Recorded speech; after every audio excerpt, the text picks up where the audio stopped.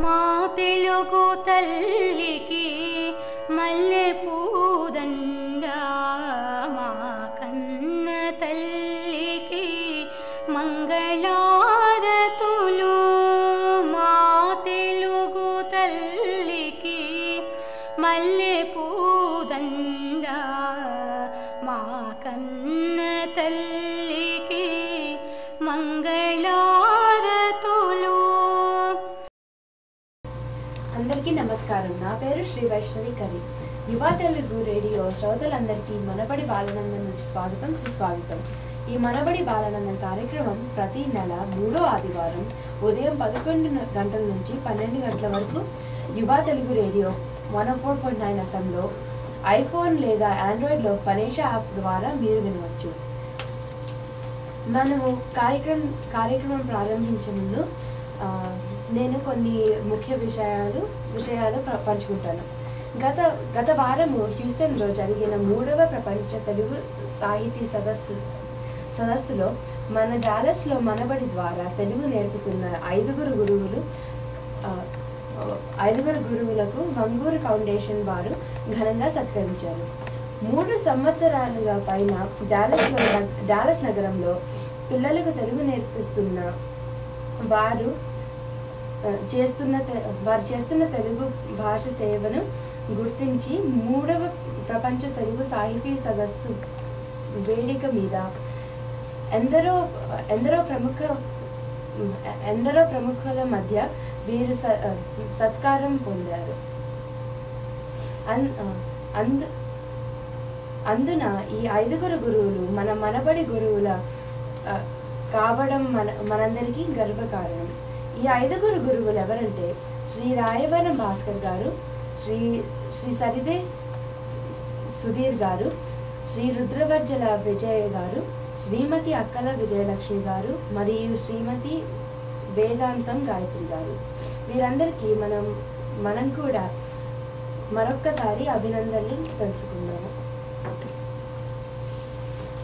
ఇప్పుడు కార్యక్రమంలో ముందు నాతో పాటు ఇక్కడ చాలా మంది స్నేహితులు ఉన్నారు. ముందుగా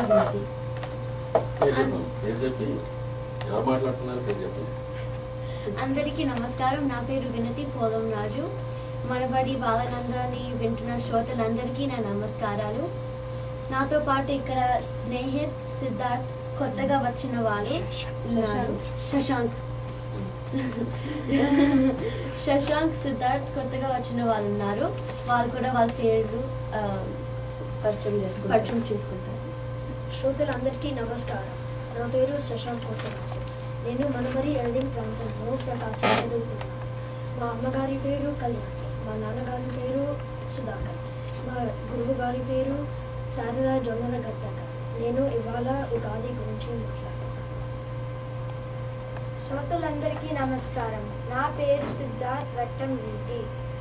మా నాన్నగారి పేరు శ్రీనాథ్ వట్టం రెడ్డి.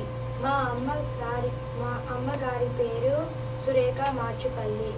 నేను వెస్ట్ ప్లేనోలో ప్రమోదం చదువుతున్నాను. మా గురువు గారి పేరు విజయలక్ష్మి, అక్కల విజయలక్ష్మి గారు. నేను హోలీ గురించి చెప్తాను.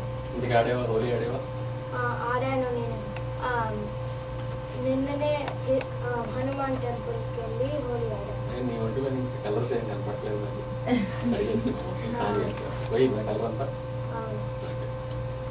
ముందుగా ఉగాది పండుగ గురించి శశాంక్ చెప్తాను. శశాంక్ నువ్వు చెప్తా అన్నారు కదా ఉగాది గురించి. అలాగే వైష్ణవి, ధన్యవాదాలు. అసలు ఉగాది పండుగ అంటే ఏమిటో తెలుసా? మనకు ఉగాది పండుగతో కొత్త సంవత్సరం మొదలవుతుంది.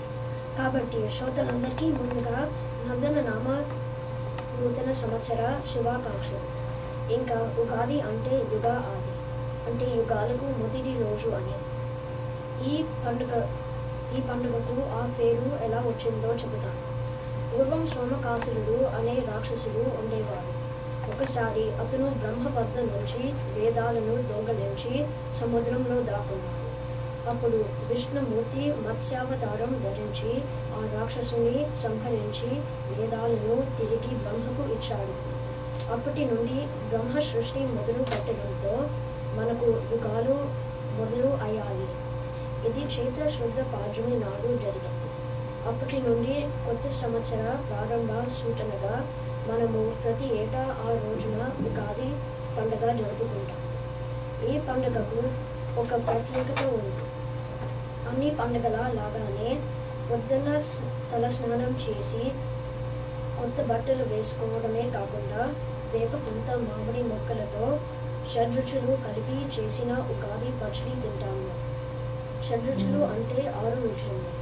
అవి ఏమిటంటే తీపి, పులుపు, కారం, ఉప్పు, వగరు మరియు చేదు. మనకు సంవత్సరం పొడుగునా ఎదురయ్యే మంచి చెడులను కష్ట సుఖాలను సమానంగా స్వీకరించాలనే సందేశాన్ని ఈ ఉగాది పచ్చడి ఇస్తుంది. అసలు పండుగ రోజుల్లో తలకు నూనె రాసుకుని తలంటు స్నానం ఎందుకు చేస్తామో తెలుసా?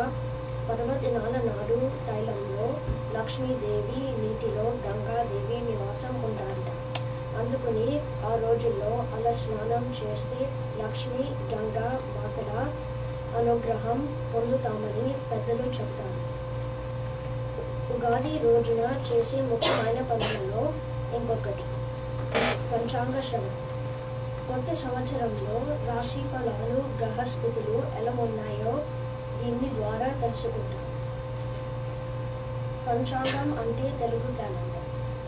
అంతేకాకుండా ఈ రోజున కొత్త పనులు మొదలు పెట్టడం, కొత్త వస్తువులు కొనడం లాంటివి కూడా కొంతమంది చేస్తూ ఉంటారు.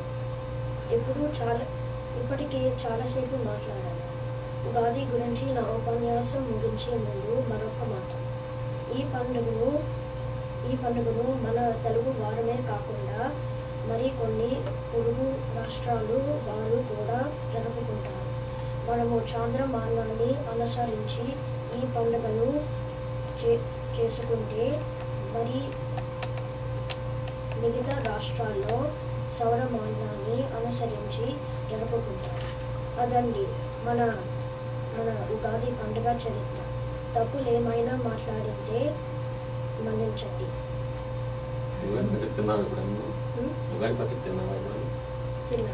తిన్నాను. నిజంగా తిన్నారా? కొంచెం చూసి పడేసారు. చేదుగా ఉందా? అన్నిటికంటే చేదు ఎక్కువ తగ్గుతుంది కదా. అది నువ్వు ఉగాది గురించి కొన్ని ప్రశ్నలు అడుగుతావు. అవును. ఇప్పుడు బాలానందం వింటున్న యువ శ్రోతలకు ఒక చిన్న ప్రశ్న. సోమకాసురుణ్ణి సంహరించడానికి విష్ణుమూర్తి ధరించి మొట్టమొదటి అవతారం ఏమిటి? మీరు ఫోన్ చేయాల్సిన నంబర్ 9723555555. శ్రోతలకు ప్రశ్న మరోసారి. సోమకాసురుణ్ణి సంహరించడానికి విష్ణుమూర్తి ధరించిన మొట్టమొదటి అవతారం ఏమిటి?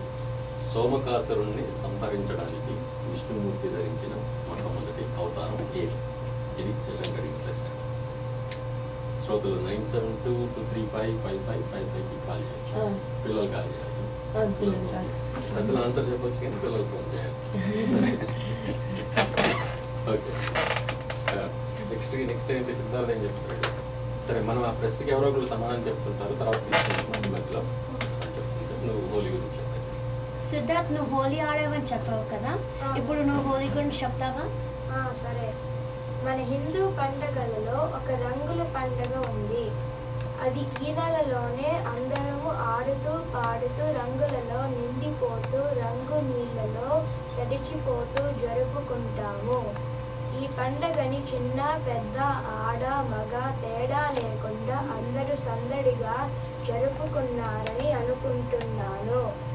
ఈ పాటికే మీకు అర్థమై ఉంటుంది కదా నేను హోలీ పండుగ గురించి మాట్లాడుతున్నానని.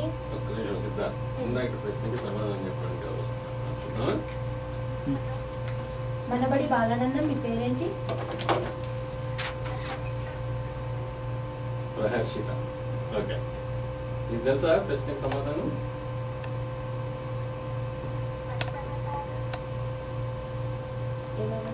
మత్స్యావతారం అంటారు. మత్స్యావతారమేనా అంటే ఏంటి? మత్స్యావతారం అంటే ఏంటి అది తెలుసా నీకు? చేప తెలుసా? ఫిష్ అదేనా? ప్రహర్షిత ఉన్నావా?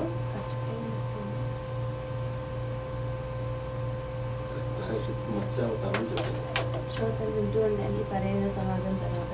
ఈ లోపల సిద్ధార్థ కోహ్లీ గురించి చెప్తారు. ఇక ఇప్పుడు పండగ విశేషాల్లోకి వెళ్ళిపోదామా? హోలీ అంటేనే రంగుల పండుగ. మనం గత నెల బాలానందంలో తెలుగు మాసాలు అవేనండి తెలుగు నెలల గురించి చెప్పుకున్నాం కదా. అందులో ఆఖరి నెల ఫాల్గుణం. ప్రతి సంవత్సరం ఈ ఫాల్గుణ మాసంలో పౌర్ణమి తర్వాత రోజే ఈ పండగ జరుపుకుంటాము. పౌర్ణమి రోజు అర్ధరాత్రి దాటాక పెద్ద మంట వేసి ఉదయాన్నే అందరికీ రంగులు పూసి ఆడి పాడి సందడిగా జరుపుకోవటం ఆనవాయితీ. అయితే ఇలా ఎందుకు చేస్తాం అనే వాటి మీద కొన్ని పురాణ కథలు ఉన్నాయి. అందులో మొదటిగా చెప్పుకోవాల్సింది ఈ పెద్ద మంట ఎందుకు వేస్తారు, ఈ పండుగకి హోలీ అనే పేరు ఎలా వచ్చిందనే దాని మీద. పూర్వం హిరణ్యకశిపుడు అనే రాక్షస రాజు ఉండేవాడు. అతనికి బ్రహ్మదేవుడు ఒక వరం ఇచ్చారు. అతనిని ఎవరు కూడా పగలు కానీ రాత్రి కానీ ఇంట్లో కానీ బయట కానీ ఆకాశంలో కానీ నేల మీద కానీ ఒక మనిషి కానీ ఒక జంతువు కానీ ఒక ఆయుధంతో కానీ ఒక శాస్త్రంతో కానీ చంపలేరని. దానివల్ల అతనికి అహంకారం ఎక్కువై తన రాజ్యంలోని ప్రజలందరూ తననే పూజించాలని దేవుడుగా భావించాలని అనేవాడు. అందరూ అతనికి భయపడి అలాగే చేసేవారు. కానీ అతని కొడుకు ప్రహ్లాదుడు మాత్రం విష్ణువునే పూజించేవాడు. అది చూసి తట్టుకోలేని హిరణ్యకశిపుడు తన కొడుకుని చంపాలని ఎన్నో విధాలుగా ప్రయత్నించాడు. కానీ విష్ణు నామం వల్ల ప్రహ్లాదుడు బ్రతుకుతూనే ఉన్నాడు. ఈ ప్రయత్నంలో భాగంగా ఒకసారి ప్రహ్లాదుడిని ఎత్తుకొని మంటలోకి తీసుకువెళ్ళమని హిరణ్యకశిపుడు తన చెల్లెలి హోలికకి చెప్పాడు. హోలిక తనకున్న వరం వల్ల మంటలో కాలిపోకుండా ఉండగలదు. ఆ ధైర్యంతో ప్రహ్లాదుడిని తీసుకొని మంటలో నిల్చుంది. విష్ణు నామం చేస్తున్న ప్రహ్లాదుడికి ఏమీ కాలేదు. కానీ హోలిక ఆ మంటలో కాలిపోయింది. చెడు ఉద్దేశంతో ప్రహ్లాదుడిని చంపాలని చూసిన హోలిక కాలిపోయినందుకే హోలీ రోజున పెద్ద మంట వేసి హోలిక దహనాన్ని గుర్తు తెచ్చుకుంటారు. అలాగే హోలిక చనిపోయిన రోజు కాబట్టే ఈ పండగకి హోలీ అనే పేరు వచ్చిందని కూడా అంటారు. అలాగే రాధాకృష్ణలు ప్రేమక గుర్తుగా గోకులంలో అందరూ ఈ రోజున రంగులు చల్లుకొని ఆడి పాడే వారిని ఇంకొక కథ కూడా ఉంది. ముఖ్యంగా ఈ రోజున రంగులు చల్లుకోవటం, అందున ఎరుపు రంగు గులాల్ని చల్లుకోవడం ఆనవాయితీగా వస్తుంది. పాత రోజుల్లో ఈ గులాల్ని పలుసు చెట్టు పువ్వులతో చేసేవారు. ఆ ఎర్రటి పువ్వులని కోసి ఎండబెట్టి పొడి చేసి నీటిలో కలిపితే గులాల్ రంగు వస్తుంది. దీన్ని పూసుకోవటం వల్ల మన చర్మానికి మంచి జరిగేది. కానీ ఈ రోజుల్లో చెట్లు తగ్గిపోతున్నాయి కదా, అందుకే నకిలీ రంగులు ఎన్నో వాడుతున్నాం. వీటి వల్ల కొన్నిసార్లు చర్మానికి ఆరోగ్యానికి కూడా హాని జరుగుతుంది. అందుకే ఇకపై వచ్చే హోలీ పండుగకి మీరు సాధ్యమైనంత వరకు సహజంగా రంగులని తయారు చేసుకోగలరేమో ఆలోచించండి. లేదా ఆరోగ్యానికి హాని చేయని మూలికలతో చేసిన రంగులని వాడండి. చేస్తారు కదూ. ఇదండి మన హోలీ పండగ విశిష్టత. తెలియలేదు నాకు గులాల్. నాకు ఎప్పుడు తెలియదు అది గులాల్ రంగు నిజమైన అప్పుడు పూర్వకాలంలో అట్లా వేస్తామని. ఒకటే రంగు ఉండేదా అప్పుడు? ఇంకా వేరే వేరే రంగులు కూడా ఉన్నాయి. ఏమేం కలర్స్ వేసారు నీ మీద? గులాలు, ఆకుపచ్చ మరియు పసుపు వేసారు.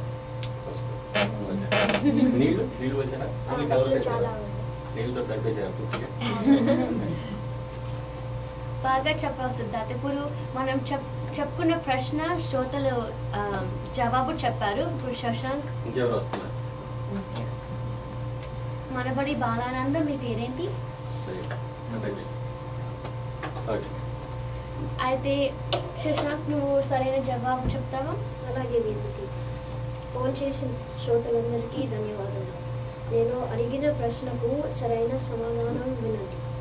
సోమకాసురుని సంహరించడానికి విష్ణుమూర్తి ధరించిన మొట్టమొదటి అవతారం మత్స్యావతారం. సో ప్రహర్షిత చెప్పింది. ప్రహర్షిత కరెక్ట్ సమాధానం చెప్పింది. Okay, next. ఇప్పుడు ఒక పొడుపు కథ అడుగుదామా శ్రోతల్ని?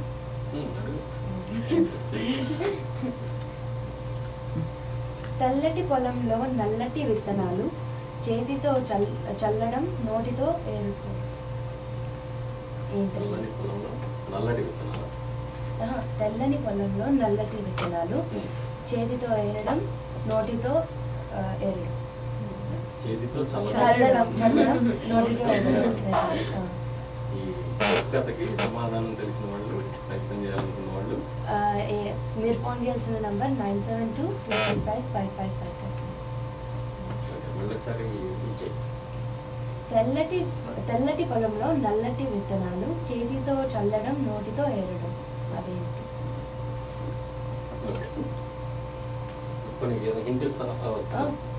హింట్ అవసరం లేదు. నాకైతే ఏదో మనసులో నాకు కలుగుతుంది, నేను చెప్తాను. మనబడి బాలానంద, మీ పేరేంటి? వికాస్. ఇప్పుడు సీతాఫలమా? చూద్దాం ఇంకెవరైనా చెప్తారా. సరేనా? నాకు కూడా ఒక కాయ గుర్తొచ్చింది, కానీ నాకు సీతాఫలం గుర్తు రాలేదు. నేను చెప్తే ఇప్పుడు మళ్ళీ ఎవరన్నా వాడు పాపం వాళ్ళకి సరే రైట్ ఆన్సర్ తెలిసినా కూడా నేను చెప్పిన దాన్ని బట్టి మిస్టేక్ అవుతారేమో. నాకు దానిమ్మకాయ గుర్తొచ్చింది, కానీ దానిమ్మ గింజలు నల్లగా ఉండవు కదా, నల్లగా ఉంటాయి. అదే నువ్వు తప్పు చెప్పావేమో అనుకున్నాను. ఓకే, మళ్ళీ ఒకసారి ప్రశ్న రిపీట్ చేయి. తెల్లటి పొలంలో నల్లటి విత్తనాలు, చేతితో చల్లుతారు, నోటితో ఎరుతారు.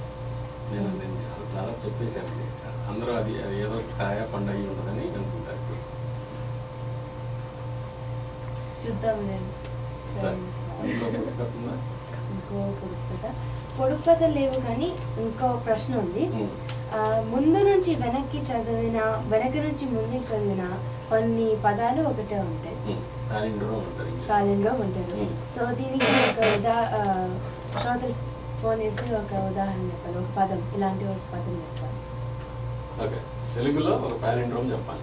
ముందు నుంచి చదివినా వెనక నుంచి చదివినా ఒకటే రకంగా ఉండేటువంటి పదం చెప్పాలి. సో మీకు తెలిసి ఎగ్జాంపుల్ శశాంక్ నువ్వు చెప్తావా? ఒకటి రేస్ కార్ అంటే తెలుగులో చెప్పాలి. చాలా మంది తెలుసు, వస్తున్నారు, చూద్దాం, చాలా మంది వస్తున్నారు. మనబడి బాలానంద, మీ పేరేంటి? వికాస్ చెప్పు. కిటికీ. Okay, right. మనబడి బాలానంద, మీ పేరేంటి? Hello hello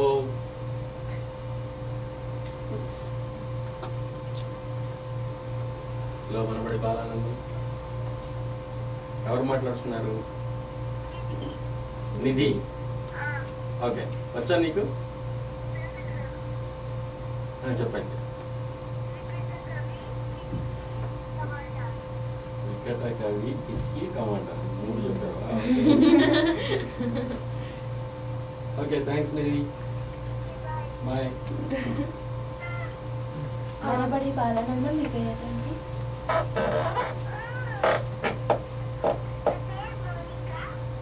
Monica. నీకు తెలిసిన సమాధానం?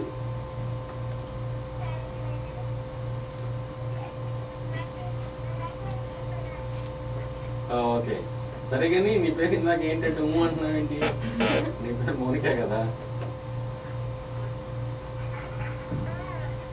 సరే, ఇంతకీ నీకు తెలుసా? ఆ వర్డ్స్ తెలుసా నీకు? చెప్తావా పదాలు?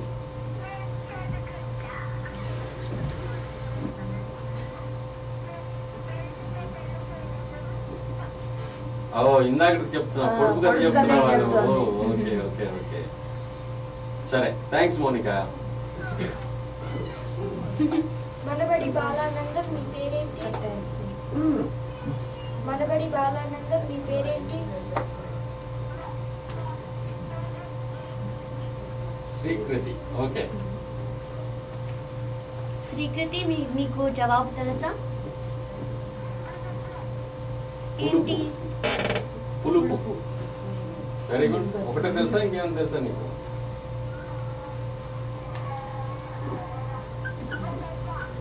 Jalaja. Okay, very good. Thank you. Manabadi Balanandam మీ పేరేంటి? అనన్య. తెలుసా నీకు? ఎటు తిప్పి చూసినా, ఎటు తిప్పి చదివినా ఒకటే రకంగా ఉండేవి.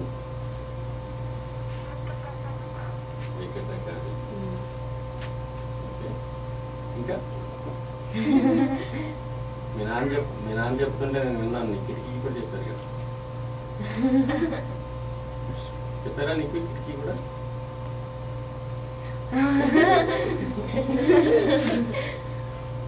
Okay Ananya, thank you. Bye. Manabadi Balanandam మీ పేరేంటి?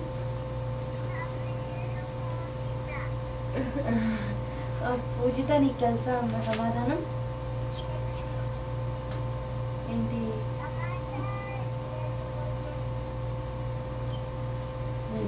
టమాటా లేకపోతే కిటికీయా? టమాటా లేకపోతే కిటికీ ఇస్తారా? Very good, thanks. ధన్యవాదాలు. పూజిత రెగ్యులర్గా చేస్తాం.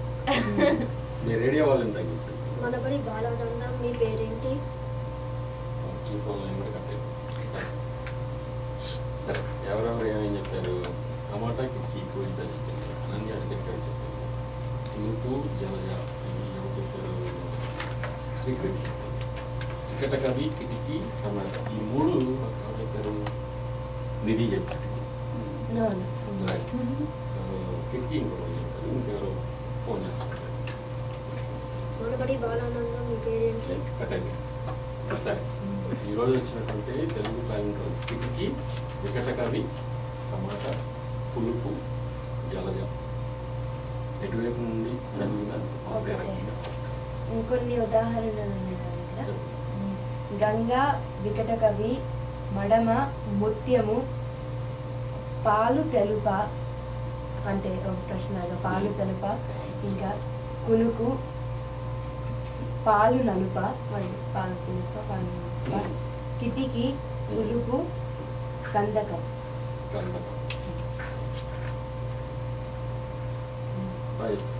చాలా చెప్పాను.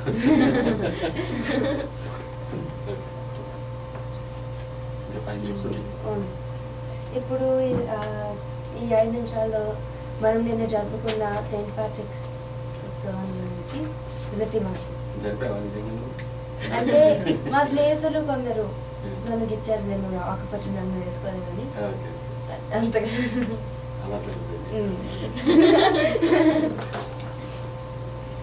వైష్ణవి ఎందుకు ఇచ్చారో తెలుసా నీకు? ఆకుపచ్చ నన్ను వేసుకోలేదు కదా, నువ్వు కూడా ఇచ్చావు. నేను కూడా అయితే సెయింట్ ప్యాట్రిక్స్ దినోత్సవం మార్చ్ 8వ తేదీన జరుపుకుంటారు. 1000 సంవత్సరాల క్రితం ఐరిష్ వారు ఈ పండుగని మొదలుపెట్టారు. సెయింట్ ప్యాట్రిక్ అనే ఆయన ఐర్లాండ్లో జన్మించి క్రిస్టియన్ మతాన్ని జనాలకి పరిచయం చేశారు. ఆయన 17వ తేదీన మరణించారు. అందుకు సెయింట్ ప్యాట్రిక్స్ దినోత్సవం ఈ రోజున జరుపుకుంటాము. యుఎస్ దేశంలో మొదటి ఊరేగింపు జరిగింది. పాటలతో రకరకాల రంగులతో బాగా జరిగింది. ఇప్పుడు 1,50,000 పైగా ప్రజలు ఈ పండుగని జరుపుకుంటారు. ఇది కేవలం యుఎస్ దేశంలో మాత్రమే. డబ్లిన్లో 10 లక్షల మంది సెయింట్ ప్యాట్రిక్స్ దినోత్సవాన్ని జరుపుకుంటారు.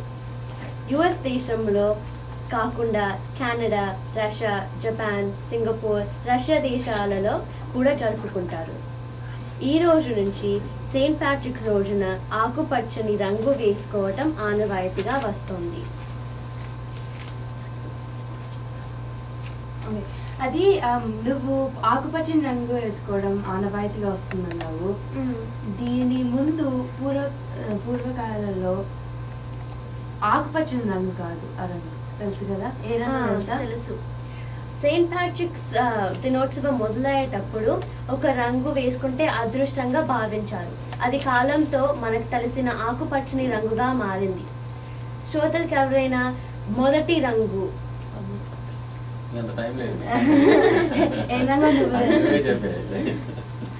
మొదటి రంగు నీలం రంగు. వారు ఐరిష్ వాళ్ళు నీలం రంగు వేసుకుంటే అదృష్టంగా భావించారు.